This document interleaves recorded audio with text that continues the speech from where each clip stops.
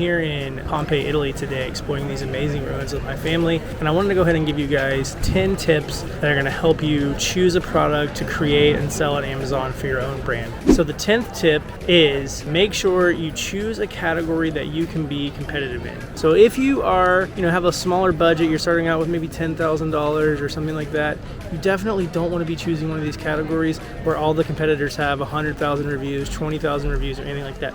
You need to pick a category that's appropriate for your budget. So even though you see these really big numbers of these products that are selling a lot, if your budget doesn't dictate that and you don't have the experience, start smaller. Start with something a bit easier. Start with something that's not going to take as much money and is not going to be able to be as hard to compete in. Choose something that maybe the average product only has a couple hundred reviews or 500 reviews or something like that. That's going to be a lot easier for you to compete in than choosing a category where all the products have 20,000, 30,000, 40,000 reviews. I know the sales numbers might not be as high, it might not be as attractive, but you're going to thank yourself for your first start. Once you get your first product going, then you can start doing more products that are going to be higher reviews in higher categories that are going to be harder to compete in. So my number 9 tip is to make sure that you focus your efforts. I am definitely guilty of not doing this, and it's come back to bite me almost every single time. When you find a new category or product that you get really excited about, it's really tempting, especially if you find a factory that can source all kinds of products from the same category. Man, I'm going to sell all these different SKUs. I'm going to make all this money. It's going to be really, really good. But the problem with that is that if you're not careful, you're going to stretch yourself too thin. You're not going to have enough focus. You're going to have to be trying to promote lots of products. And the truth is, you just need to get one product doing good at a time. You launch one product, you get the reviews for it, you get the sales going, you get it ranked, you get it going really well. The sales start coming in on that. You make sure you have enough inventory so you don't run out of stock. And then you can focus on the next product. One product at a time, focus your efforts, and then you can grow slowly and steadily until you have a big, awesome, different products that are selling well for you. So my 8th tip is to make sure that you do a complete market share analysis of all the competitors in your category that you're thinking about entering into. Don't just look at a couple, don't just use a sales estimator tool and look at page 1. You need to look at every single competitor in the category, and then you need to see who the winners are. You need to group them by the different brands and see which brands are winning, which brands are losing, and why. And we'll have some tips below in the description on how you can do that easily. My 7th tip is to make sure that you consider any restrictions you're going to have when selling the product. So for example, is this in a category that's going to be gated on Amazon? Is it in food or something like that that's not going to be super easy to get approval for selling? Or is there some type of big company that already has patents or something like that in this category? You should definitely do your research before you spend a lot of money on the product to make sure, number 1, you're going to be allowed to sell it on Amazon, and number 2, you're not going to have some competitor, some third party that's going to try to sue you or get you kicked off of Amazon.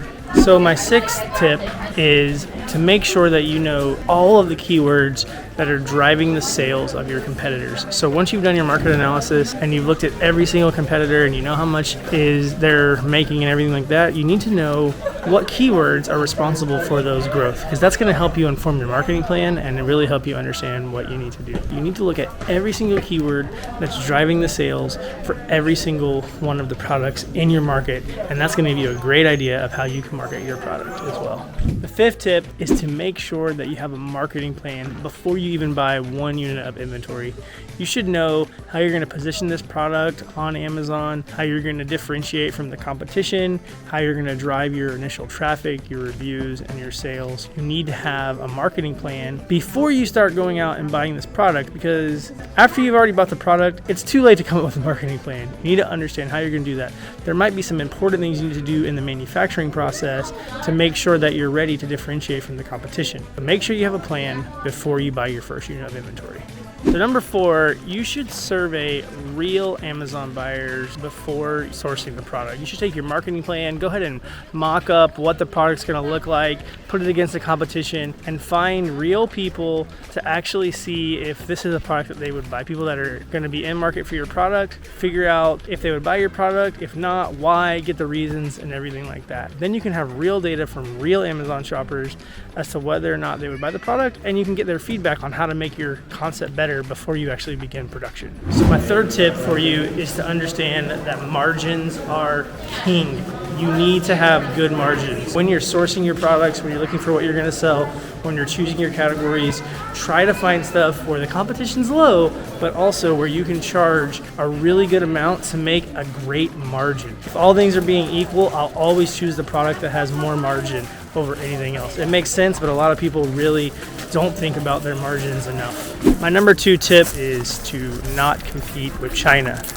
And what I mean by this is that if you look at the category and all of the winners and all the products that are doing really, really good look like they're Chinese brands, then I highly suggest not trying to compete in that category, because the Chinese are really, really, really effective and ruthless when it comes to competing on Amazon. They know how to generate lots of reviews. A lot of times they'll get fake reviews. Sometimes they'll buy fake reviews for your product and get you a bunch of 1-star reviews. They'll manipulate PPC. They do a lot of stuff. And so if you can just avoid that game altogether and basically create products that China really doesn't do well at, that's going to be great. So if you can find products that maybe they're just hard to create in China, or they're hard to source, it has materials or something like that, highly recommend doing that versus trying to go head to head with the Chinese.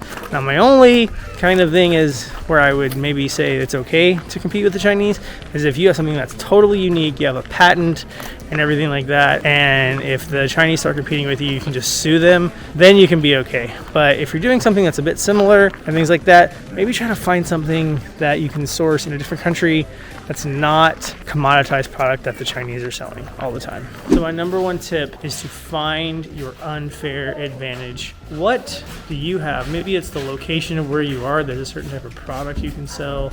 Maybe it's connections you have in an industry. Maybe you're an influencer, or you know an influencer in a certain category or space. But whatever it is, where do you have a unique advantage? Maybe it's knowledge or something like that nobody else has, or very few people have, where you can really position yourself to explode and grow well on Amazon. If you can find your place where you have an unfair advantage, that is where you can win. So when you get done watching this video, I highly recommend going through and making a list of all the things that might give you an edge, all the different resources, people you know, different connections you have, local supply chain things that you could leverage, whatever it is, to really grow a brand and really establish something great. Thanks for watching. Make sure you subscribe, and we'll have some more resources in the description below.